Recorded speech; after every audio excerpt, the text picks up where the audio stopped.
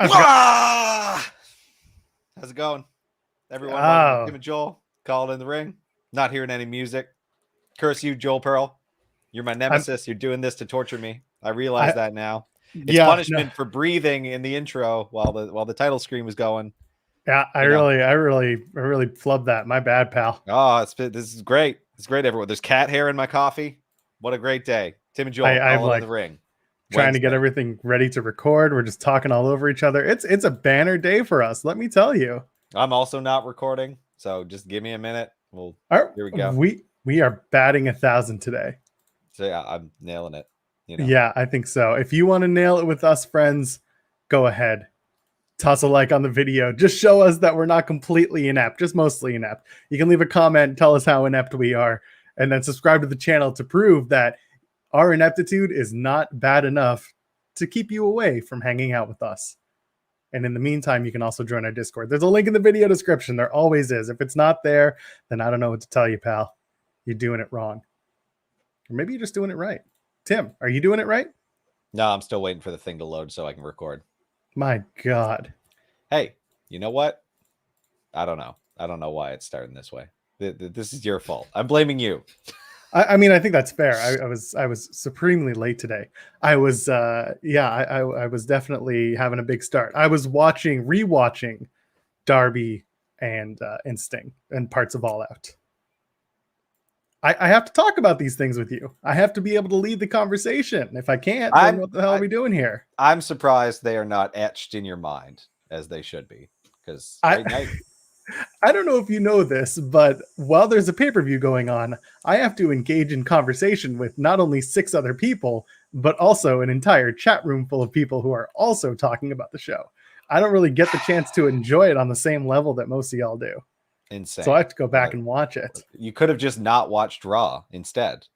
Oh my God. Look, our Raw notes are nothing today, for the record. There's like 3 things I'm going to want to talk about, and the rest is just not it. I mean, only 3 things happen, so that's totally fine. This is still not downloading, which is driving me nuts. Or recording, not downloading. Hold on. Just pull the audio from this gimmick. All right. Fine. Oh, no. We're gonna. No, you're a perfectionist, Tim. I am a perfectionist, and it's my goodness. You know what? And you've put us so far behind the perfectionist wheel. Anyway, I've been trying. It's okay. Let's start. We're going to start with the real deal. All right. We're going to talk about Kevin Owens. KO's contract, knockout, according to Fightful, is now up in January 2022. Yeah. So originally, that's like 3 months from now. Yeah, that's. It was originally thought to be a 5-year extension, which KO announced in 2018, when he was doing an interview, with TVA here over in Quebec. So for some reason, 2018 has now become 2022. Why? How? 2023. So essentially what happened was it looks like the deal was restructured with the pandemic. Remember when they released everyone? Remember when they screwed everyone out of money and said, budget cuts, this is why we're doing it? Well, some of those deals included restructuring of current deals, some of which were not firings. Instead, they were just, cut back on amount of time on contracts. That's stupid. It is. What? I mean, what? Okay. This is being announced, and it's a surprise to us. And I whatever. It's 3 months. I don't really care. But is it a surprise to people in WWE? Is that why it's like really noteworthy? So this time, it is not a surprise. This time, it's more of a surprise to those of us who thought that there was an extension that had, lasted for 5 years as of 2018 that would have taken him to 2023. Instead, we're losing a year on what was expected to be the end of his contract. That's, again, it's not big for WWE, who knew it. This is not like Adam Cole, where there was, a huge 6-month discrepancy and suddenly everything was messed up. No, this time it's a lot different. It's it looks like it's just contract is up in 2022 in January. We knew about it. I'm assuming negotiations are in the midst of happening. I would assume. But who knows, man? He's been with WWE since 2014. And he's been an awful long time. He's been in and out of top guy shit on the roster. And you and I talked about this on the Sunday show, that he is slowly becoming that kind of Miz role where he's that's doing exactly what they're. He's doing ambassador work. He's doing the celebrity stuff. He's getting those reps in, and it's different. He's not running the top of the chain. He's not Roman Reigns. He's not Seth Rollins. He's right now sitting in the mid card, getting his main celebrity time. Yeah. Oh, do you remember when he was with Roman Reigns and it was so good? He did such a good job. It was so good. What do you think? Do you think he's going to go? Do you think he's going to move over to the place where everyone else went this weekend to AEW? I don't know. There's so many people in AEW. Like, what are they going to do with him?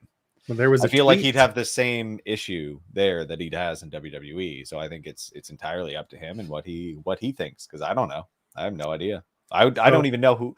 Him and Eddie Kingston would be interesting. I'd love to see that. But Go into your comment about too many people on the roster.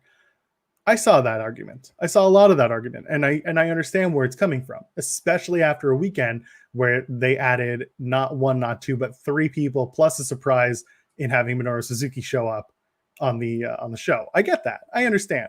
However, you cannot deny that they continue to cycle in and out talent from stories to make them relevant and put them in groups and in different factions that make them relevant to the storylines. We saw for God's sake, we saw Wardlow and Hager show up during that MJF and Jericho match. For better or worse, they showed up, and when they did, they reinserted themselves in a story that they had already been kind of taken in and out of. Sammy Guevara and Sean Spears is another example of that.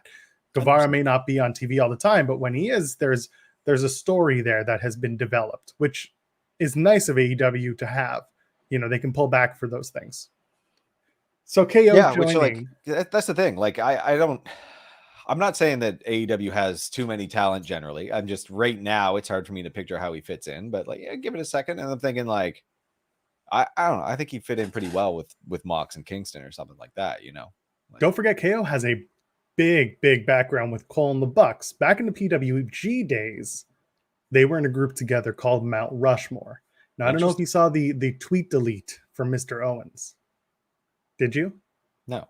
Just a bunch of numbers. They were coordinates. Oh. They were coordinates for Mount Rushmore. Mount Rushmore. Yeah. And so immediately everyone jumped on it. And this is before the news officially broke about the contract. And to the point where, you know, when it dropped, everyone was like, oh, this is what we're doing. It's Mount Rushmore. And they put it together. Kenny, the Bucks, Adam Cole. Adam Cole just showed up this past Sunday on All Out, which shocked a lot of everyone, really. We'll talk about that. Shocked us. We talked about it and said it wasn't happening. We said no, it bloody happened. It happened, and we'll get to that in a minute. It was real good. Instead, we could see Kevin Owens do it, and he's changed his location on Twitter just to troll us all, saying almost there. And the Bucks, what's their Twitter location? I don't know. I don't pay attention. There. Oh, it's there. Oh. They could be playing us. They could be having fun with it, but it's worth, it's always worth bringing up because these little things are fun. They like to play with us. They like to play with that. They love screwing with the marks. That's right. And hey, you know what? If it causes conversation like this, I'm not against it. Like you said, on Sunday, you and I were sitting here saying Adam Cole, probably not at this event and probably not at All Out, but it's coming. Apparently All Out was the destination. And there was a destination for Ruby Soho. There was a destination for Bryan Danielson. There was a destination for Minoru Suzuki. We're going to get there in a second. Suzuki, obviously just a special surprise. But instead we got some breaking news. And this broke about an hour ago. What? Kenny Omega is the PWI 500 #1 ranked wrestler for the second year in a row. All right. You want to hear your top 10? I guess. I don't know. This is a paper magazine, or have they transitioned to online? They're both. But PWI, Pro Wrestling Insider, or Pro Wrestling Illustrated, I should say, has been around forever. Yes. Yeah. They have. Roman Reigns #2, Lashley #3, Drew McIntyre 4, Kota Ibushi 5, John Moxley 6, Will Ospreay 7th for some reason, Finn Balor, Shingo Takagi, Rich Swann. Rich Swann at #10. That was, but that's a surprise to me. because it runs June to June, I think because Swan was having the matches with Kenny, that kind of boosted him up the card. I don't know. Were they that noteworthy? Not my preference. I'm not a huge Rich Swan fan. We've been over this. He's fine. He's not. I don't know. Doesn't blow my mind. Looking at Roman as number 2 and Kenny hitting number 1 for the second year in a row, do you think it's fair? Do you think Roman should have been number 1? Do you think it was right to put Kenny in that spot? What do you feel? I don't know. It's tough. That's a tough call. Like, I feel that just comes down to such an extraordinarily thin personal preference that, like, it's tough. I like Roman's done some great work, but I feel like there were a few moments where things just kind of waffled, like he was in a holding pattern. It wasn't week after week something interesting. Same thing with Kenny. Like, I don't know. Right. I think it's splitting hairs. I think they're pretty close. Like, I agree with you. And again, it's a list made by a bunch of people in a room. Like, it's not listicles are all the same. It's all subjective. Anyway. There you go. You get it. I will say this again, like, you have WWE focusing on like a mostly Roman story, and you've got the bloodline, and that is the story. Everyone else just kind of cycles in and out, right? Yeah. Even when it was Roman versus Cesaro, it was still Roman versus the cousins versus the Usos. Like, Cesaro was just the guy he was fighting that month, which further proves the Cesaro conversation we've had a billion times on the show. Cesaro is prop. Cesaro is a prop. Prop Zaro. But otherwise, AEW they've become a growing, marketable company, and their head guy is Kenny Omega. And again, they cycle people in and out. The matches are still, based on everyone else in the company. But with Kenny at the top, he still has that sachet. There's an expectation there. Yeah, it's about the elite. Like, Christian's just in there for now, or was, right? So yeah. So there you go. I mean, again, this is their top 10. It's a very, very big mix of people. I mean, I did not expect to see Shingo Takagi, which I understand because he just won the championship in Japan. Lashley and Roman, yeah, that makes sense. Especially the year Lashley's had has been awesome. I'm very happy to see that. Drew McIntyre, again, coming off of the year he had, he's still relevant. He's great. Moxley, you can't deny, deserves to be in that top 10. Has great matches. Had a great match at All Out. Going to have a great match tonight on Dynamite. Will Ospreay, I don't give a shit. Finn Balor, yeah, went over to NXT. I think he carried NXT. I really do. He carried NXT for that pandemic year when he was supposed to be doing other stuff. Yeah, that's fair. And then, yeah, like you said, Rich Swann. It's a weird idea, but I kind of see where they're going with Rich Swann as number 10. Let's talk about All Out. Yes. Happy to talk about All Out. Yeah. Let's redeem these nuts. Oh, those nuts, as you requested, were redeemed. My God. First of all night, did you notice it was Machine Gun Chop night? Yeah, it's the a lot of New Japan stuff that I don't really get, but it's okay. I just don't follow it. I don't follow it at all, and like they keep showing me old men who are very like 80s style wrestling, which I don't enjoy. Like, it's very like the Mox match was great, but like it's hard for me to take Minoru Suzuki as like a threat. Like, he just doesn't strike me. They were treating him like a psychopath, but his music doesn't really say psychopath, and his video package doesn't scream psychopath, and his look is like maybe like a Don, like a Yakuza Don or something, but like he's old. Like, he's a little old guy. I don't know. The thing is, so he's known in a lot of circles as Murder Grandpa, which See, that's awesome. That's a great. Just call him Murder Grandpa. Like, like I didn't hear the commentary mention that, and I would have loved to know that. Well, because it's more of like an internal type of thing, right? It's not something that he wants people as his brand. They don't want him to be an old man wrestler. Like, he's an older guy. Like, he's in his 50s, but the whole idea is that he can still kick your ass regardless. Which is fun. Like, that's a cool character to me, right? Like, it's it's just. So Kojima and Mox. Like, if I'm totally out of it, I have no idea. But yeah, that's Kojima and Mox. So they have one hell of a match. Again, Chop City. They go stiff on each other. Mox wearing a GCW hoodie. I love it because he had just won the championship the night before. Yeah. I thought when he was walking down with that hoodie, I thought the title would be underneath his hoodie. I would have loved that. Wait, don't they have to switch it up? Because didn't Cardona make it hideous? And then They went back with it. Yeah, they went back to the original title. They had both titles, and now so that was there. What else happened? So Akaze Ninare plays on the loudspeaker. He comes out. JR telling stories about having breakfast with Suzuki. I was too scared to chew. Okay, JR. I mean, that you must have been pretty damn scared then, considering every city is immediately followed by what he would shove in his craw in said city. I'm fine with it only because he's trying to get over how scary Minoru Suzuki is. I get that. Which is good. I appreciated that. Again, Murder Grandpa would have gone a long way. but that worked. Like, I got it. I got that he's scary. I just, I want to see something then. I want to see him just like straight up kick Mox in the balls and then stomp on his head or something. I mean, you saw him hit that gotch style pile driver instead. You saw some physicality, and that was good. That was really good. You're right. I forgot about that, and that actually did. I was like, oh. And that was really what it was supposed to do. It was supposed to be for anyone who hasn't seen Suzuki, like yourself, and you've admitted to this. Yeah. It gives you an idea. Like this guy who looks so unassuming. It did. He comes in and he actually, gets physical with Mox and gets over the fact that those two are going to beat the crap out of each other, which I love. Yeah, I can't believe I forgot the pile driver because that, like, it really did work. Like, I was like, wait, what? Oh my God, that old man just pile drove Moxley. Like, it was very good. Very how good. does one do a pile drover? A pile drover. A drove of this. You hire Jason Momoa, you deal with him being a jackhat, and I don't know. There we go. A lot of people here watching while they're at work. I appreciate you guys and girls. That's why we're doing Beyond the Binary. That's why we do it. We want your lunch breaks or dinner breaks to be as fun as we want them to be.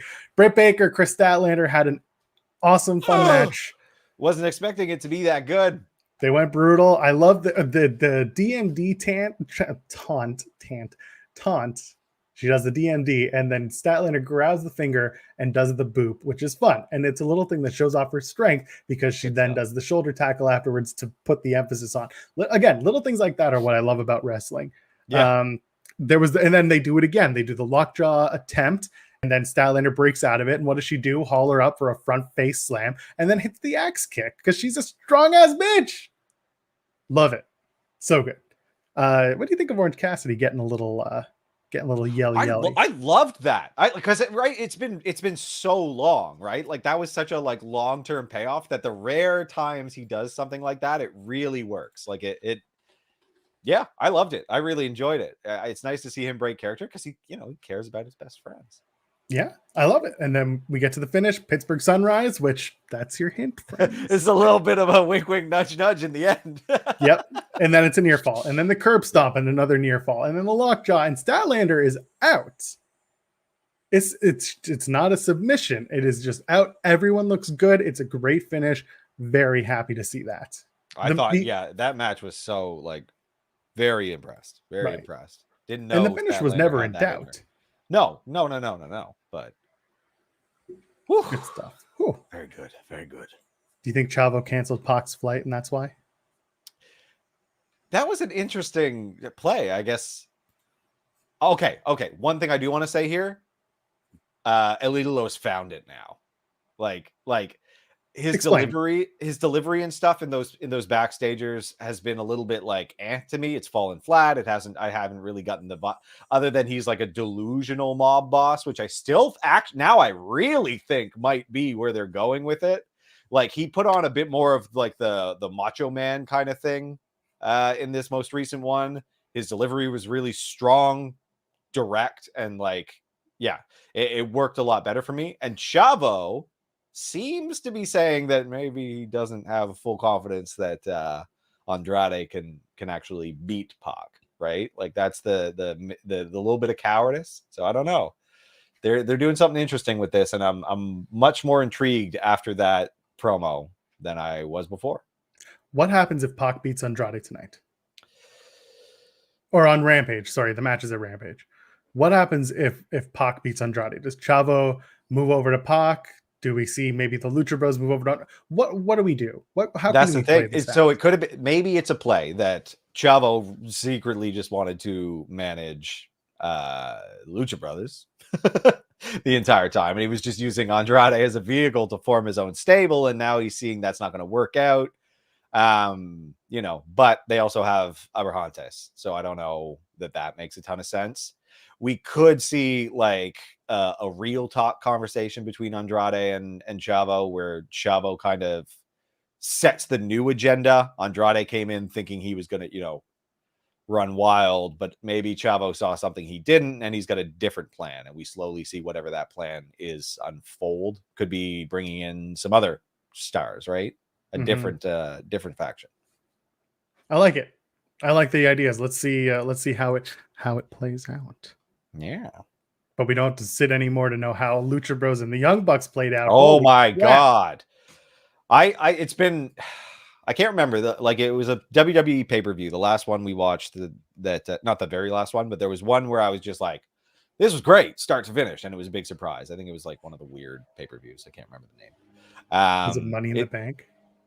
No. I think it was the KO Roman Reigns one with the last man standing match. Might have been. Either way, there was a Was it? No, I don't. I think there was another. Keep talking. There was a really good pay-per-view, and I was like, damn, like it's been a while since I've been this like I was start to finish really into it.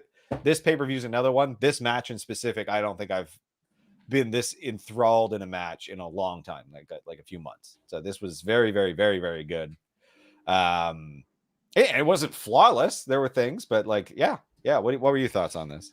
So first of all, the entrances. Holy crap! I love that. Ruckus, dude. I was so happy for that guy. Yeah, I was so ecstatic. So sick. The guy deserves his roses. He worked very hard to get all those themes done. Did the Adam Cole theme, and everyone's giving him his roses on that one. Did the Mexican, did the Lucha Bros one. So good. It comes out, Mexicans, thank you. Comes out, does the entrances, looks so good. He had been working hard to look good, to sound good. And then they do the whole entrance. The whole thing is awesome. Even the Bucks had a good entrance, right? They do the usual stuff, but they, that beard on the Hogan Jackson. Beard? Oh, it's so hideous. Good job. Good job making yourself so unappealing. That's what I'm here for. So yeah, they got the shoe spot. We'll get there in a second. But so it's a lanky cage. It's a lanky cage. It wraps outside around the ring. And sits, which seems risky, but I guess they had it latched pretty well because no one got sandwiched in between. I was worried about that a couple times. They were really trying for something there. They were trying, like they were throwing people in there. I'm surprised no one got squished between the cage and the. They did. There was a moment where they fell. Okay. Yeah, they fell through and then they just kind of picked themselves up. Yeah, it was strange, but you know what? Overall, part of it. It's just part of it. There was a brutal senton and tombstone spot from the Bucks to the Lucha Bros. I loved it. I mean, they went off on each other. Yeah, and they had the guy in the ring, like we were talking about how they were going to handle, and they had the corner guy, which I thought worked really, really well. Like Brandon Cutler is the MVP of the Elite. Again, like he's so funny. He's just so good at it. Like he tosses in the shoe bag and he's freaking out. His faces are great. Yeah. But you know what's going to be bigger? It's when he turns face and he's over wearing the mask. He's over with the cold spray. He's done with all the cheating and the shit. That's going to be the moment that he gets over real big. He's already over with the crowd. But when he turns and says, forget this, I'm done. Yeah, that's going to be a moment. And I'm excited for that. But he is, like I said, he's the MVP of the Elite and he's going to see it eventually. So he throws the shoe in. And by the way, the stupid shoes stuff that's on BT every week, they played it out. They played it off twice for me at All Out. The first time being when they pull out the Travis Scott shoes with the things on them with the thumbtacks, and it looks brutal. I'm a big fan of that. And they had done that at Road Rager weeks earlier, so it looked real good. Big fan of that. Penta looks like he's been in a car crash. Holy hell. Yeah. Crazy. I don't know. That thumbtack shoe looked vicious and I don't know. It seemed to be doing some damage. He took the kick for his brother. I'll tell you that much. He slid right in front of him and said, I'm doing this. And it was good. Yeah. Don Callis on commentary, when they do that, did you hear what he says to JR? He says, probably. Dump a blood hole in him and walk it dry. Yeah, right, so JR? Good. So funny. I'm sitting there, I'm cackling. I was like, of all the things you could say to JR, that's the one where he'd be like, why gotta be this way? What did I do to you, Don? So good. Dual package pile drivers onto the apron. Oh, and they were all crisscrossed, you know. Craziness. And then of course, Phoenix is just a crossbody from the top of the cage. Yeah, that was a little disappointing. Not really what we wanted, but at least he survived and he can actually defend those titles now. I didn't want him to kill himself. He's been through enough injury stuff. So you know what? Crossbody looked big because that cage is tall. What do you think of the super kick spot? There was awful. They all just kind of went off. Okay, the first circle round, I was like, funny, corny, but funny. Then they did it again, and again, and I was just no. Yeah, that's the one low point in the match. It was took me out of it. I was like, this is all corny. Please just stop. Yeah, it was what it was. I didn't love it, but it happened. The Mexicans win, Lucha Bros win. The kids hug their bloody daddy. Everybody cries, and there's a huge pop. Those kids, I feel bad for them. Maybe they shouldn't be watching this. They seemed like legitimately upset. Yeah, well, you know what? They're Mexican. They get it. They've seen it their entire lives. They really have. They've seen their dads in much worse situation. Their dad and their uncle. Oh man. Okay, right. The women's battle royal. So they shift into this match. I loved it because you know what it did? Everybody knew Ruby was the Joker. Yeah. Okay. That was the only surprise that really mattered. And like everyone was so into that. But leading up to that, they needed something that was kind of not a cool down, but like it needed a little bit less. Yeah. This couldn't be like the big thing, right? You needed especially after a big tag title win and the whole thing. You know, and a match like this is when people, you know, you gotta go piss, get some concessions. You'll be back before the finish type thing. Exactly. So Ruby Soho, man. Everyone's a big fan. Everyone's chanting her name before she even hits the ring. She just soaked it in. Yeah. She was so excited. She was fun. And I was so happy for her. And in the post-match scrum after the event, she was just so happy to be there. She just wants to wrestle, man. She wants to wrestle and tell stories. And I think that's pretty damn neat. And she won the match. Yeah. Yeah. Surprised on that front, but that's good. Yeah. Let's, you know, there aren't a ton of super over faces for Britt. So I think this is actually a good move. Riho never went over the top rope, so she has I know, and the commentary the commentary called it out. It's like a whole thing. So that was clearly by design. It'll be a whole process. Riho's back in the picture. I wouldn't mind seeing it. I mean, listen, Riho and Britt getting us, you know, a little bit closer to Full Gear, which is now going to be what they rescheduled it for November 13th, and they're changing venues, so that should be interesting. Speaking of them changing venues, I'll just say this. When TK did his media call before All Out, he called on someone from PW Torch, and he said immediately, "Hey, where's Wade Keller?" And Wade wasn't on the call. I'll just leave it at that. He asked where Wade was, but Wade wasn't there for the AEW call. TK wanted to tell Wade something, so we'll see. We'll see if he gets to tell him something in a couple of months at a pay-per-view. Thunder Rosa versus Ruby Soho is another match you can run super duper hard. I'm into that one. And the finish was okay, but it was a lot like the 2018 Women's Royal Rumble, where Asuka did the whole on the outside with Nikki Bella. They did the kick spot just to get her to tumble off the rope. Like it was fine, but it was the first thing I thought about. Yeah. It was, you know, the match, it had good moments. I think Jade Cargill looked good in it. Like that was a positive, right? Yeah. Keep building her up. Jericho MJF. I mean, listen, the troll entrance. What do you think? Did you think it was Jericho? The troll entrance was so funny. That was so excellent, and like very good job calling that back. Obviously, we knew it was MJF. Obviously, there was no question about that. So very good. And then Jericho comes out. His fucking guitar player. Holy shit, that was bad. Like I'm okay. So there's a few things here. One. Don't do that. Don't put no rhythm and try to have people sing along, you morons. Like, what did they think they were going to get out of that? Clearly, Fozzy isn't a real band or something because they don't know like the slightest thing about dealing with an audience. So I've told you this before. Sorry, I'm going to cut you off. Fozzy is a real band. 4 out of 5 members of Fozzy are a real band. The guy who wrestles and is in Fozzy is not in a. He is in a band where he sings or where he does karaoke with.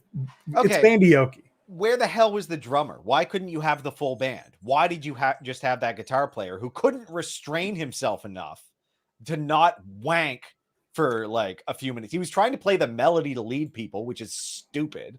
Like, again, without any sort of like concrete rhythmic element, there's no way in hell this is going to work, especially in an arena which has, you know, awful acoustics because it's an arena. Like, yeah, apparently someone was asking me if it sounded as bad there as it did on screen. It did. I think it was Rich Ward who was supposed to do the guitar playing, but because he's not there, because he's not available right now, they ended up asking the rhythm guitar player. It wasn't good. They made the wrong call. They could have had him come out. They could have had a backing track. They could have done literally, and they have when they play live, there is a backing track. Yeah, like every modern band, every single modern band is doing that. Sorry to break it to you. Pull back the curtain. Like, there could have been so much more done. I don't know what they were thinking. And that's the thing. Decision. Maggie's saying that she's not a fan of live entrances. There are some that are really cool. There's some, but AEW hasn't found a way to get the live entrance working. They did it when they had Downstate come and play Cody to the ring. I think it was Revolution when they were in Chicago. I think it was Revolution. Either way, it was bad. It sounded bad. It just did not work. It was. Drew's calling out the phrasing, and I believe that's in regard to the wank comment. No, it is exactly what it's supposed to be. It is the masturbatory musical equivalent to perform like that. So, you know, it's self-indulgence for nobody else's pleasure. So going into the match, they have the match. It's a fine little match. It's moonsault from MJF. He misses it, and then what does Jericho do? He does the apron bomb. I like it. CJ did pretty good in this one. I feel like he's tightened up some stuff. Like he did better than he has in recent memory for me anyway. So when he's on pay-per-view, he gives a shit. Yeah, like the lion salt was good. It's good stuff. You know, Wardlow and Hager, we talked about it. I don't want to see it again, but going back to the idea of cycling in and out your talent, it's fine. MJF doing what Jericho wouldn't do in their last match. He cheated. He used the baseball bat. They both did that, but then he used the Judas effect. I liked it. Yeah. Big fan of that. And actually, Maggie makes a good point. Mikey did awesome for Lucha Bros. So that was probably the first really good live entrance, and that one's pretty easy because there's no live band. You're just it's different. It's just rapping to a track. It's a lot easier to maintain that. Like there's a reason that's what the Super Bowl does nowadays. Yeah, exactly. They do the false finish. They do the Judas effect and the foot on the rope, and then they restart. They redo the Salt of the Earth into the pin spot, and then Jericho does a long ass Walls of Jericho, wins the match. I didn't like the end of the match. I didn't like they just redid the last match finish. Yeah, not big on that. Yeah, and you know the ref coming down and being like, "Hey, you missed this." Like that makes it difficult for you to ever use that without it being restarted. Now you've set a precedent, so I don't know. Like now, for example, now Riho has every every bit of a claim to have to wrestle Ruby for actual number one contendership because she got screwed out of that, and it's on. You got video evidence. So if they're going to do this for this, they should do that for Rio, which is fine. I think if you're going to set that precedent, and that's how AEW kind of differentiates themselves in terms of like schmaz finishes, I think that's a good idea. But now you have to use it, so use it. CM Punk, Darby Allin. Yeah. You know what? Like it couldn't have been the main event. This was not a main event caliber match, and I'm glad they didn't do that because it wasn't that, and I think it was slotted in a good spot. Match was good. Like I didn't know what to expect, what with Punk being away for so long, but I enjoyed it. It was floppy Darby, which I liked. Love floppy Darby. There's a moment where Punk sends him through the ring, like between the ring turnbuckles and into the post. Yes. Oh my God. Vicious looking. Like, love that. Big fan of that. Good. And again, just a lot of outside stuff. They were having fun. They did a little callback to Bret Hart and 1-2-3 Kid from the 90s, where they do I think it was a snapmare, and then Punk looks back and is just like, oh, this kid's got it. They did the same thing with Bret Hart. And that was a little callback, which I liked. Cool. And again, Punk was wearing a Bret Hart shirt on Rampage. So there's a little something there. And I appreciated that. The match, like you said, I think the match was slotted in the right spot. I think a lot of people would have shat on it had it been the main event. Yeah. I don't think Punk thought he could go longer than 10 minutes right now, which is understandable. It's been 7 years, and he sure as hell made sure to point that out to everybody. But he was really happy with himself, and rightfully so. Yeah, I think there's there's a lot of conditioning that's going to come along with him getting in the ring, being on TV, doing this more. And again, he's not 25 anymore. He's not 30 anymore. He's, I'm not saying Punk is old. That's not what I'm not saying, put him out to pasture. Not even close. No, he's still in good shape. He can do this. Straight edge helped him. Yeah. Sure. And that helps. He's just got to find his way back to his style. And that's all He'll get there. And I think this worked well. Like, I think everything about it worked well. They made the right decisions around it. And then Sting comes out at the end and does the whole, like, everyone shakes hands, everyone's best pals again. And then these three are going to be the first AEW Trios title holders.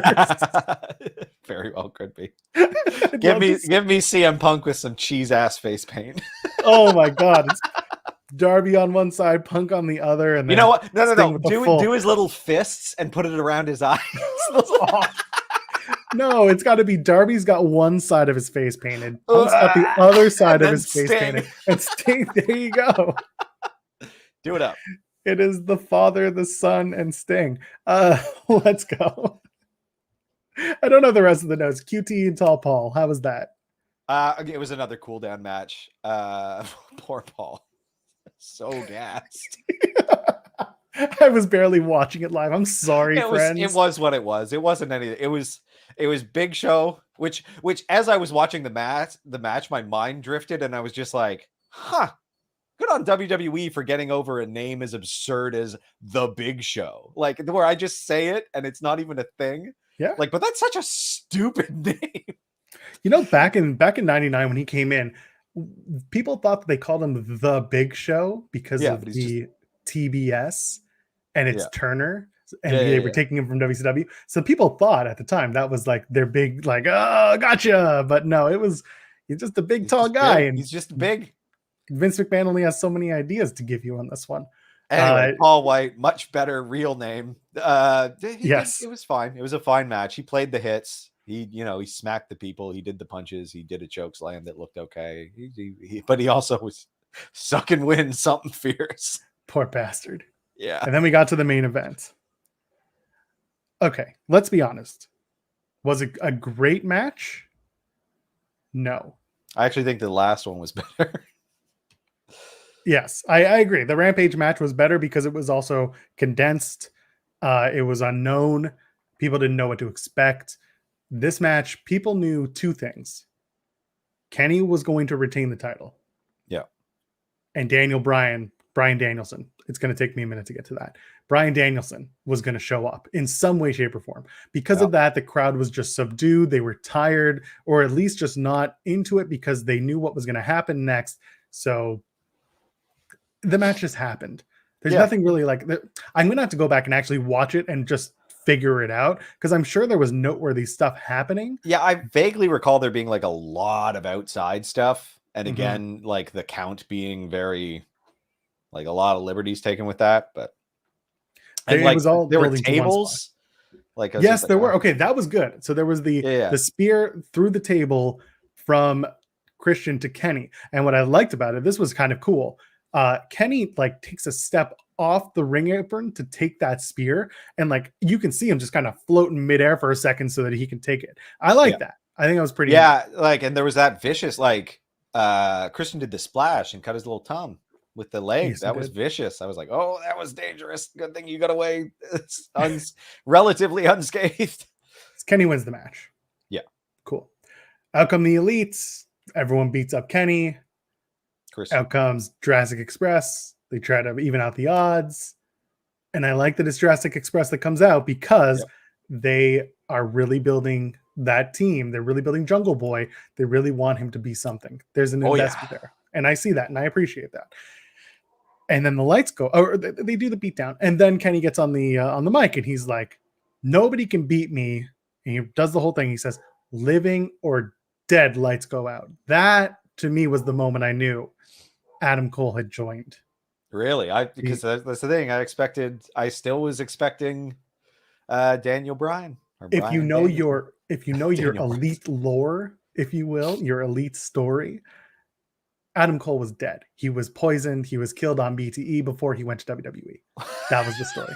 That's very funny. And they play it out again on this week's BTE where they do a seance and bring Adam Cole back. And he's like, Super Dragon, where am I? And he looks, he's like, oh shit, it's been 4 years. It's a whole thing. It's very cute. I like it. BTE this week was like a big mix of good and like, the Adam Cole stuff was really good. So Cole comes out.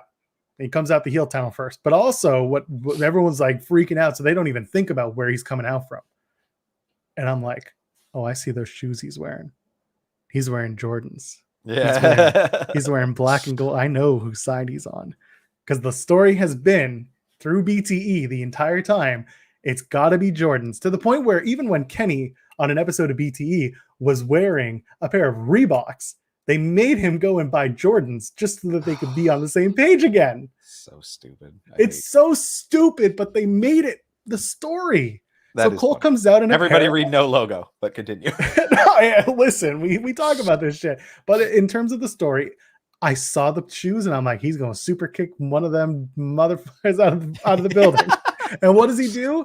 He does exactly that. He takes out Jungle Boy, and Jungle Boy sells that super kick like death. Just goes and falls. It was nuts. And then, very exciting. I was swerved. It was awesome. It's great. The kiss, the moment, it was wonderful. I loved it. And then they get back on the mic and they do their goodbye, good night, and out comes Bryan Danielson. Wow. Comes out, does the thing. They get the high ground. The Elite leaves, and Bryan is part of the company, which we expected. And his music is what people are talking about now. Yeah, Ride of the Valkyries with a little bit of ass bounce. You and I talked about it on the show. I said there's no way they're going to do Final Countdown because Europe wants so much money. I think someone said it was $50,000 per use. Ugh. Like, did they have another single? Like, who the hell are Europe? That's the song. They also hate the song. So part of it is like, we never want to see it again. And the other part is it's the only song we got. So they've really carved this really shitty niche. Nobody wants to work with Europe. I'm sorry. Like, it's just the reality. They're done. It's not important. So anyway, they're not doing it. And I told people from the get-go, Bryan is more recognizable from his time in WWE and the music he had then than he is, with doing Final Countdown. So what happened was, someone from California, Elliot Taylor, he's a musician. He knows the Bellas. And the Bellas actually tapped him along with Daniel Bryan to do his remix of Valkyries. And that's how we got that new theme. And it's pretty good. I don't think it's the most amazing thing I've ever heard, but whatever. Valkyries is free at least. So yeah, you can remix that shit all day. No one's going to come after you for $50,000. Just old Wagner's not going to give. Could you imagine? Oh man. Yeah. So it's 50,000 back in like 2008. And I'm sure it hasn't changed because guess what? Nobody wants to work with Europe. Yeah, no one's paying that. That's someone saying Bryan should join Bear Country. I'm fine with that. I'd like that. I was saying that it should be Bryan versus Wardlow versus Peter Avalon for the rights to who has that haircut. Yep. I'll give you a little bit about Raw. First of all, I am shocked that the conversation, I think it slipped by everyone's mind that it was Labor Day on Monday. Because there was a lot of wrestling on Raw. There was a lot of attention to tag teams on Raw. And on Labor Day, nobody's watching Raw. Like, more so than normal. Yeah. So this was a largely inconsequential episode of Raw, which you and I talk about every week. Yeah. They split the tag team turmoil match and they extended the whole thing. It's fine. New Day run the gamut, and Jimmy Smith, he can't believe it. It was ridiculous. Can't believe it. It was so New Day. So ridiculous. I like Jimmy Smith. That was not it. He was very shocked about everything New Day did. And I don't like having Lashley and MVP go after the tag titles when you just built up 6 other friggin' teams. Yeah, I also just don't like the New Day continuing to be like so dominant. And it's just like, it's fine. I'm fine with them being dominant. They deserve that after the years they've put together. I don't think they need to win the match. I think they should put someone else over. The structure of these matches are just stupid. Like, how so? Tell me.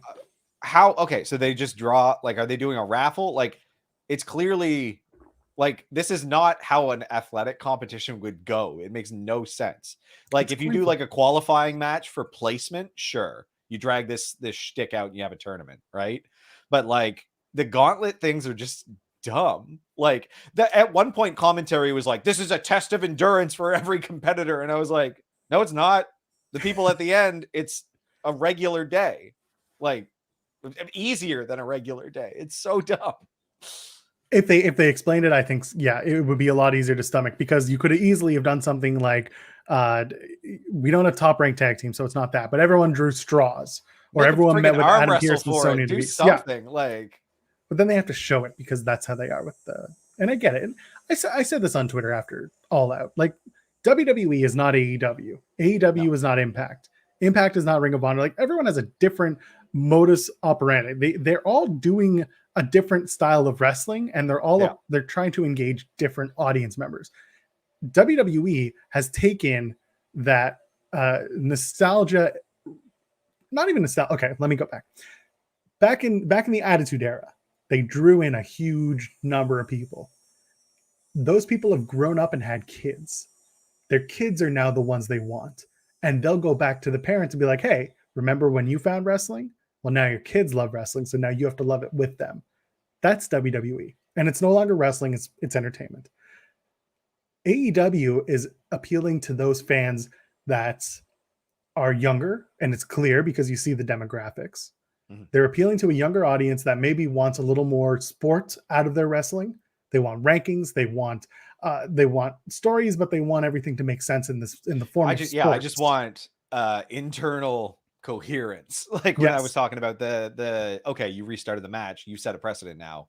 Right. Just write that down. Write that down on your board. Make it a thing. Like, and you have Impact. Look at Impact. Impact, they have largely consequential matches, but then they do inconsequential things like Wrestle House or the Dark Realm. They do that comedy like Swingers Palace, which is amazing to me. I love that shit. Yeah, it's great. But it's not for, like, that's the whole thing. Yeah. It's not going to appeal to everyone, but I also think people are way too quick to complain about the similarities that don't exist because they're not supposed to exist. Yeah, exactly. And all I want is just no narrative cohesion. That's just all I want, which is fine. Like, it's also not the end of the world. Like, I don't dwell too much on that in the match. Like, when it was happening, I was like, okay, cool. And then, the New Day won a few, and I was like, okay, the New Day are going like all the way, but they're not going to win. Yeah, and exactly. That's what happened. And I was like, yeah, okay, yeah. So Lashley and MVP of the match, sure. And they're going to do Lashley and Randy at the pay-per-view. Sure. I want the tag team division to have a little more focus, and now you understand more why teams like FTR leave and move on.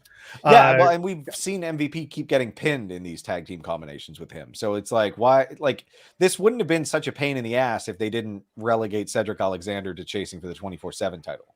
Yeah, and like Shelton to off TV entirely. Like, yeah, Charlotte and Nia. Whatever, they're trying to make the worky, shooty story work. They took that and thought that it was a gold mine, but it was meh. Yeah. Nia versus Shayna, I assume, is going to happen. That's fine, but we know what happens. Shayna's going to take another L, or they're finally going to build Shayna up, but I doubt it. And then they're going to do Charlotte versus Alexa. Which, okay. Lily needs a title belt for her doll. I'm telling you, man, it's a merch thing. They're going to sell accessories now. And they're going to sell an accessory for the doll. I guarantee you it's going to happen. I agree, by the way, don't do just leave that. It's not like MVP's not there as a wrestler for Lashley. He's his manager, and he's done a good job of that. Like, do you think Karrion Kross should wear a monocle to the ring? I think he should wear a monocle. Let's just keep adding weird shit to him. Give him a cane. No, give him a paddle, obviously. Give him an oar. That's right. Yeah. Oh. And John Morrison is stuck looking like an idiot. I'm sorry. It's dumb. Yeah, that really sucked. Like, I didn't like any of that. Very disappointed. I don't know why they keep adding things to that mask. The whole bit is weird. I feel bad for him having to wrestle in those dumb suspenders. It's a bad look. Like, I don't know whose aesthetic that is. Like, again, it's just for toys, I guess. Like, it's It's for merchandising, and it's to remind everyone where he came from. Leather Daddy, end of NXT. Oh, he looks is the like last Sean call up in that. In Waterworld. No, not Waterworld. It's Sean. It starts with a Z. V for Vendetta. Zardoz. Sure, why not? I've never heard of that 1974. Movie. You've seen the photo. You've 100% seen the photo. Probably. Anyway. Okay. Cross gets sweaty, gets upset. Okay. I don't want to talk about it anymore. We don't even have time. I want to talk about the rise of Reggie. I will say this. Botchamania last week posted in their video the story of Devon Dudley, who is one of the producers at WWE, telling the story about the ice cream truck segment that they did for Reggie and R-Truth and Akira Tozawa. There's an RV parked on the side, if you notice it, and then when he steals the ice cream truck, an old man with suspenders comes out. That wasn't part of the show. That was a legitimate guy. It was the most interesting thing in the whole segment, because a lot of it was just recut old footage, right, that they had used in previous packages. But that was so funny. Yes, it was just like, what was that? And now you have Drake Maverick, the final boss in the 24/7 championship series. Oh. Jeff Hardy, everyone's real upset about that. Everyone, whatever. You know what? I was just like, that's basically where he's at. I don't know. That's what they're gonna. They're not. He was there long before this. Sorry. I like Jeff. I don't think they're gonna make him a champion anytime soon. No. Sorry, folks. And I don't want to talk about Drew and Sheamus part million. Yeah, and then they're gonna do Priest and Sheamus again. Fine. I didn't watch most of it because I was working doing other things. Is Drew gonna heel turn? What was this? I guess he stole the mask, gave it to Mandy Rose. Yeah. Oh, so that okay. Hold on. I know we're gonna get into NXT. It's the final week of Leather Daddy NXT. I like that Mandy Rose has the mask because we're playing up on that story from the dropkick she took from Saray. Yeah. It's fine. That's fine with me. Continuity, have that in there. And then, of course, Gigi Dolan and JC Jane, they go and they take out Zoe Stark and Io Shirai after the tag team title match. Wasn't it Casey and Caden? Didn't they take out both? I don't know. Oh, I don't know. I think it was just Casey and Caden in the ramp. Fine by me. They should take out everybody. Let them. I probably missed that who they took out. I assume Zoe Stark's music is going to get changed because she's got hardcore music. And new NXT is not hardcore. It doesn't fit. Unsuitable. I thought KC2 was going to win the tag titles last night. I really did. Nah. Only because they're the actual team there. Yeah, but nah. That's if anything, it's WWE. That's all the more reason why they won't. Bachelor party, hilarious. Loved it. Did you see this? Did you like it? So good. All of it. Both of them. So funny. Cameron Grimes footing the bill. No friends. Candace telling Indy, you have no friends, and then saying, she's like, what'd you say? She's like, here are all your friends. It was good stuff. Cora Jade telling Amari Miller that the wedding won't happen. I like it. And now Steph DeLander is officially named Persia Pirata. Fine by me. And then going back to KC2, they are now the TikTok twins. Yeah, well, what are you gonna do? But on the other side of things, we got some spy gear, and Cameron Grimes is footing the bill for everything. So funny. And the zombie Jones in there, the zombie who is Canadian, the Canadian zombie. He's a shoot Canadian zombie, and I haven't seen that in a long time. Does anybody have an axe? And of course, Dexter Loomis. Any experience with an axe? Yes. Gargano is miserable. I like that the story they tell is that Dexter teaches him and does things to gain his trust and become besties. Takes everyone out at laser tag. By the way, laser tag, I'm going to do it when I'm at New York in a couple of weeks at Arthur Ashe. We're going to go for laser tag. Myself, Kate Hensler from Fightful. I'm going to try and rope in the Mat Men jerks. We're all going to go. We're going to play laser tag because that's what we do now. It's laser tag. It's great. It's good. That's good right. Stuff. Gargano wins $10,000 courtesy of Cameron Grimes. I got to keep doing that. And next week, Gargano's going to kill everybody. It's going to be a red wedding. I'm sorry, folks. Or he's going to be fired. Oh, don't you start. I knew you'd love that. Mei Ying debuted. Throw Punch Mania. Yeah, she was around. That tongue and death grip, though, I will always love that. It's fine. They've ruined Tien Sha. I don't care. Listen. This is going to be my reaction every week. Let the 1,000-year-old woman wrestle if she's going to wrestle that well. She did good. It was fine. Next week, we've got a number one contendership match because it's exactly what I said. They'll never change. LaKnight, Kyle O'Reilly, Tommaso Ciampa, Peter Dune. They're going to go at it for number one contendership to take on Samoa Joe, Samosa Joe, Mimosa Joe, Manoa Joe. The NXT Women's title is on the line. Again, we told you it would happen. The colorful Frankie Monet takes on Leather Girl Raquel Gonzalez. Oh boy, it's the past and present of NXT facing off. And of course, the Red Wedding is going to happen. There will be other things announced. The main event, we'll get to it real quick. Oney Lorcan, Danny Burch, MSK. Good match. The assisted blockbuster finish was cool. Really I good. Like MSK is just great. Yeah. they're delivering it every time. Like the big news, Burch and Lorcan, they're out. They're no longer part of the British gang. Oh no. Probably because one of them isn't British. First of all, how dare you? Danny Burch is as British as anyone else. There was, you know what? The whole thing was they're not even about being British. It's about having weird accents. And Oney Lorcan fit in perfectly with that. He sure did. Yeah. So I wonder what they're going to do with them. I do. I mean, they can't turn them. Can they? Can they have a match between the four of them? I don't know. There's something. Meh. As long as they don't fire them this week because of whatever. Yeah, I would be a little concerned. Oh dear. All right. This is real quick. We'll run down Dynamite because we're running short on time. Yeah. We talked about it earlier. It's the homecoming for Jon Moxley. It's going to be in his hometown of Cincinnati.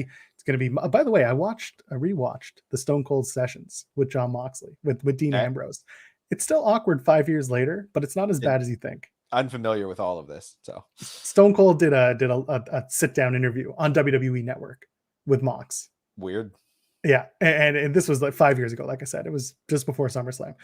And like it's awkward. Mox doesn't want to talk about everything, but anyway, long story short, at one point he says something like, "I'm Vince McMahon's favorite wrestler." He'll never admit it, but I am Vince McMahon's favorite wrestler. So I clipped that and I used that for an article that was posted yesterday about Mox and Vince McMahon. So Moxley comes back home. He's going to face Minoru Suzuki and hopefully not die. Jon Moxley is taking on the entire country of Japan. All of them. Yep. Every Japanese wrestler is coming for Mox. It's great. We go with Takagi versus Mox is next. I think this is actually a really good use of Mox outside of the title picture. I think they transitioned him into this pretty well, and it allows them to leverage that New Japan relationship in a really good way, I think. And it introduces me to all these, huge stars apparently that I'm completely unfamiliar with. Hey, that's the best way to live. You're getting the opportunity to see new people showing up without doing any extra work, as I very much appreciate that. That's how I like to handle my business. Malachi Black. Yes, that's right. Malachi Black takes on Dustin Rhodes. Listen, Black is firmly in the Codyverse until Cody comes back. R.I.P. Dustin.